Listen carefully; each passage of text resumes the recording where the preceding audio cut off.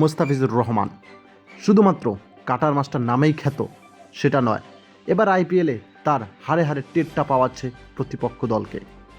এরই সাথে সাথে মুস্তাফিজুর রহমান পার্পেল ক্যাপের দিকে অনেকটাই এগিয়ে অন্যান্য বলারের দিক থেকে।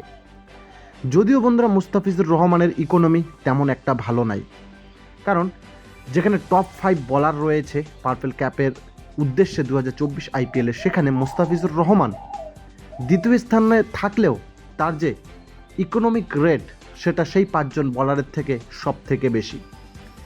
যদি আমরা লিস্ট বাই লিস্ট নামগুলো দেখে থাকি যে 1 থেকে 5 জন কে রয়েছে, তাদের মধ্যে হলো চাহাল সব থেকে ওপর রয়েছে 6 ম্যাচ খেলে 11 উইকেট নিয়ে, এবং দ্বিতীয় এবং তৃতীয় স্থানে রয়েছে মুস্তাফিজুর রহমান এবং জসপ্রীত বুমরাহ। জসপ্রীত বুমরাহরও 5 ম্যাচ খেলে 10 উইকেট, সেখানে মুস্তাফিজুরও 5 ম্যাচ খেলে 10 উইকেট।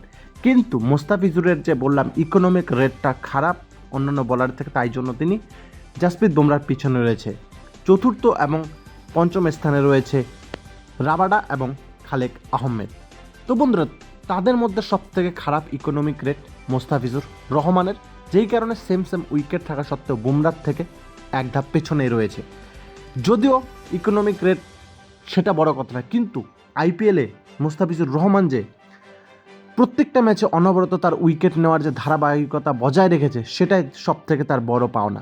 এবং এখন যেখানে যোগেন্দ্র চাহাল মাত্র 6টা ম্যাচ খেলেছে, সেখানে মুস্তাফিজুর মাত্র 5টা। আরেকটা ম্যাচ খেলে যদি আবার 2টা উইকেট নিয়ে যায়, আবার তিনি পার্পল ক্যাপের ক্ষেত্রে শীর্ষ স্থানে অবস্থান করতেই পারে। তো বন্ধুরা, এখন শুধুমাত্র আইপিএল শেষ হওয়া পর্যন্ত দেখার অপেক্ষা যে কাটার মাস্টার মুস্তাফিজুর রহমান 2024-এর আইপিএলের শীর্ষ উইকেট শিকারী হয়ে তার পার্পেল ক্যাপ নিয়ে ফিরতে পারে কি না।